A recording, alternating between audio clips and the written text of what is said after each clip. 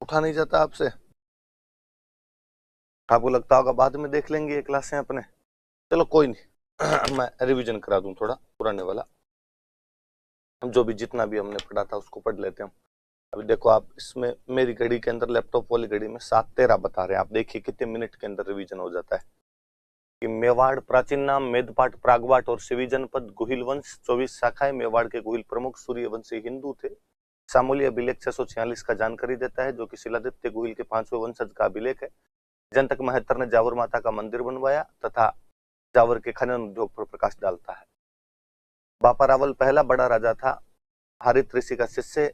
734 में मान मौर्य को हराकर चित्तौड़ पर कब्जा। नागदा राजधानी। कैलाशपुरी में एकलिंग जी का मंदिर, खुद को एकलिंग जी का दीवान। 115 ग्रेन का सोने का सिक्का। गजनी तक चला गया। सलीम को हटाकर वहां पे अपने भांजे को राजा बनाया। रावलपिंडी का नाम इसकी वजह से पड़ा था। और चार्ल्स मार्टेल के साथ इसकी तुलना सीवी वैद्य द्वारा की गई। काल भोज वास्तविक नाम है। हिंदू सूरज राजगुरु और चकवे उपाधियां हैं। अल्लट या अलू रावल सारणेश्वर प्रशस्ति के अनुसार आहड़ में दूसरी राजधानी बनाकर प्रशासनिक व्यवस्था की स्थापना कर वराह मंदिर बनवाता है। शक्ति कुमार के आठपुर अभिलेख के अनुसार इसकी पूर्ण रानी हरिया देवी ने हर्षपुर का मंदिर बनवाया था। भूताला के युद्ध में जत्तर सिंह ने 1227 में इल्तुतमिश को हरा दिया, जिसकी जानकारी जयसिंह सूरी की अमीर मदमर्दन से मिलती है। इसका शासनकाल मध्यकालीन मेवाड़ का स्वर्ण काल था, ऐसा दशरथ शर्मा कहते हैं। लौटती हुई इल्तुतमिश की सेना नागदा लूटती है, अतः आपके चित्तौड़ को नई राजधानी बनाया गया। रतन सिंह का छोटा भाई कुंभकर्ण नेपाल चला गया। राणा शाखा की स्थापना की। रतन सिंह की रानी का नाम पद्मिनी था, जो सिंहल द्वीप की राजकुमारी गंधर्व सेन तथा चंपावती की पुत्री थी। राघव चैतन्य ने अलाउद्दीन खिलजी को उसकी सुंदरता के बारे में बताया था। अलाउद्दीन खिलजी 1303 में आक्रमण करता है। पद्मिनी 1600 अन्य महिलाओं के साथ जौहर तथा रतन सिंह गोरा व बादल के साथ केसरिया करते हैं। ये चित्तौड़ का पहला शाखा था। अलाउद्दीन खिलजी 25 अगस्त 1303 को कब्जा करता है। 30,000 लोग कटवा देता है। अमीर खुसरो की पुस्तक खजानुल फुतूह से ये जानकारी मिलती है। खिजर खान को किला सौंप दिया गया और नाम बदलकर खिजराबाद कर दिया गया। 1325 के दाहिबी पीर के अभिलेख के अंदर ये जानकारी है। खिजर खान ने गंभीरी नदी पर पुल और मकबरा बनवाया। मकबरे के 1310 के अभिलेख में अलाउद्दीन खिलजी को सिकंदर सानी ईश्वर की छाया और संसार का रक्षक बताया गया है।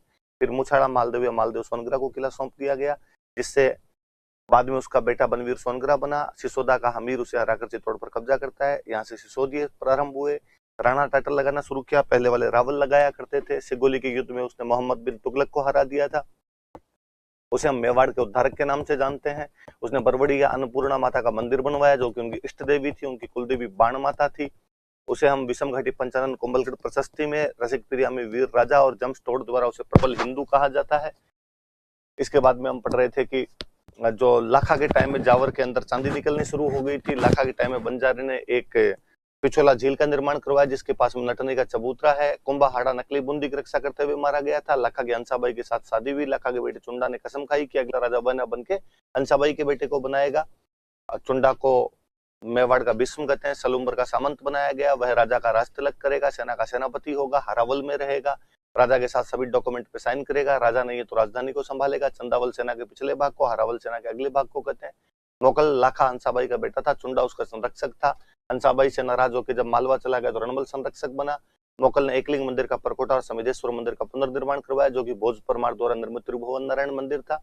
जीलवाड़ा नामक स्थान पर 1433 में गुजरात के अहमद शाह के आक्रमण को रोकने जाते समय चाचा मेरा और महपा पंवार ने उसकी हत्या कर दी थी। कुंभा के पिता का नाम मोकल, माता का नाम सौभाग्यवती परमार। रणमल उसका संरक्षक था। उसने रणमल की सहायता से चाचा मेरा को मार दिया था। फिर रणमल सिसोदियों के नेता राघवदेव को मार देता है।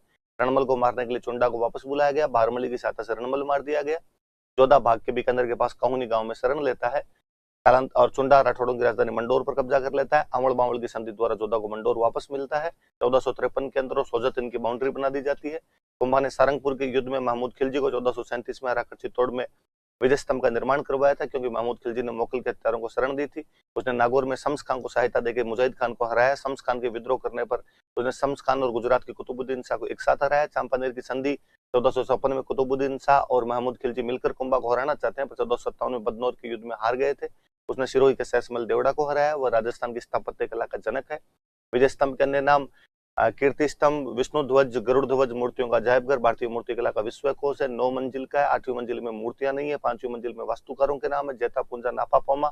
तीसरी मंजिल में 9 बार अरबी भाषा के अंदर अल्लाह लिखा हुआ है। 122 फीट लंबा और 30 फीट चौड़ा है। जम्पस्टोड ने उसकी तुलना कुतुब मीनार और फर्ग्यूसन ने उसकी तुलना रोम के टार्जन टावर के साथ की है। उसकी प्रशस्ति अत्रि और महेश द्वारा लिखी गई, इसमें उसके विजय स्तंभ, साहित्य और उपाधियां हैं। उसका पुनर्निर्माण स्वरूप सिंह ने करवाया था और राजस्थान की पहली बिल्डिंग है जिस पर डाक टिकट जारी किया गया था और राजस्थान की पुलिस और राजस्थान माध्यमिक शिक्षा बोर्ड का प्रतीक चिन्ह है। जैनों वाला कीर्ति स्तंभ 12वीं शताब्दी में 7 मंजिल का जीजा साहब अग्रवाल ने बनवाया, जो कि आदिनाथ को समर्पित होने का आदिनाथ स्तंभ कहलाता है। कुंभा ने मेवाड़ के 84 में से 32 किले बनवाए। वीर विनोद ऐसा बताती है। कुंभलगढ़ मेवाड़ मारवाड़ का सीमा प्रहरी और मेवाड़ की संकटकालीन राजधानी है, जिसका वास्तुकार मंडन और प्रशस्ति महेश ने लिखी थी। इसका ऊपरी भाग कटारगढ़ कहलाता है, जो कुंभा का निजी आवास था, जिसे मेवाड़ की आंख कहा जाता है। अचलगढ़ का पुनर्निर्माण करवाया था। बसंतगढ़ और मचान के किले भी शुरू में बनाए गए, जिनमें मचान मेरों पर नियंत्रण के लिए था। उदयपुर में बोमट का किला भीलों पर नियंत्रण के लिए था। चित्तौड़गढ़, कुंभलगढ़ और अचलगढ़ के अंदर कुंभ स्वामी का मंदिर बनवाया गया था। श्रृंगार चौरिया शांतिनाथ जैन मंदिर चित्तौड़ में वेलका भंडारी ने बनवाया। 1439 में रणकसा ने रणकपुर जैन मंदिर बनवाए, जिनमें प्रमुख चौमुखा मंदिर है। आदिनाथ जी की मूर्ति है। 1444 स्तंभ है, इसलिए इसे स्तंभों का अजायब घर कहा जाता है। कुंभा संगीतज्ञ था। सारंग व्यास उसके संगीत गुरु थे। वीणा बजाया करता था। सुधा प्रबंध, कामराज रतिसार, संगीत सुधा, संगीत मीमांसा, संगीत क्रम दीपिका और संगीत राज नाम की पुस्तकें लिखी। संगीत राज पाठ्य रत्न कोश, गीत रत्न कोश, नृत्य रत्न कोश, वाद्य रत्न कोश और रस रत्न कोश के अंदर बंटी हुई है। उसने गीत गोविंद पर रसिक प्रिया टीका लिखी। संगीत रत्नाकर और चंडी शतक पर टीकाएं लिखी। उसने मुरारी संगति, रस नंदिनी, नंदिनी वृत्ति और अतुल्य चातुरी जैसे नाटक लिखे थे। कान्हा व्यास ने एकलिंग महात्म्य लिखा, जिसका पहला भाग आपका राजवर्णन कहलाता है, कुंभा द्वारा लिखा गया था। मेहाजी ने तीर्थमाला लिखा, 120 तीर्थों का वर्णन है। मंडन ने वास्तुसार, देवमूर्ति प्रकरण, राजवल्लभ, रूप मंडन, कोदंड मंडन लिखे। नाथा ने वास्तु मंजरी लिखी। गोविंद की किताबें उद्धार धोरिणी, द्वार दीपिका, कला निधि और सार समुच्चय। जो कला निधि है वो शिखर निर्माण और सार समुच्चय आयुर्वेद के बारे में जानकारी देती है। इसके बाद हिरानंद मुनि कविराज की उपाधि थी। उसके गुरु थे तिल्ला भट्ट थे, सोम सुंदर सूरी, सोमदेव सूरी, जयशेखर और भुवन कीर्ति थे। जैन विद्वान थे। जैनों का तीर्थ यात्रा कर उसने हटा दिया था। हिंदुओं का रक्षक है, हिंदू सुल्तान है। संगीत के कारण अभिनव भट्टाचार्य, नव्य भट्ट और वीणा वादन प्रवीण है। साहित्य के कारण राणा रासो है। पहाड़ी किलों के कारण आल गुरु है। धनुष चलाने के कारण चाप गुरु है। आदिवर और परम भागवत है, क्योंकि वो आपके जो विष्णु भगवान का परम भक्त है। और कुंभा की हत्या उसके बेटे उद्दा ने कुंभलगढ़ के किले के अंदर कर दी थी। उद्दा को हरा के उसका भाई रैमल बनता है, जिसने एकलिंग मंदिर का वर्तमान स्वरूप और चित्तौड़ में अदबज्जी का मंदिर बनवाया। उसकी बहन रमाबाई ने जावर के अंदर रमा स्वामी का मंदिर बनवाया। इसे वागीश्वरी की उपाधि थी। ये भी अपने पिता की तरह संगीतज्ञ थी। इसकी रानी श्रृंगार कंवर ने गोसुंडी में बावड़ी बनवाई। गोसुंडी वाला अभिलेख 2री शताब्दी ईसा पूर्व का है, जो वैष्णव धर्म की जानकारी देने वाला प्राचीनतम अभिलेख है। और इसके अनुसार गजवंश के राजा सर्वतात ने अश्वमेध यज्ञ का आयोजन करवाया था। पृथ्वीराज को उड़ना राजकुमार कहा जाता है। तारा के नाम पर, उसकी रानी तारा के नाम पर अजमेर किले का नाम तारागढ़ है।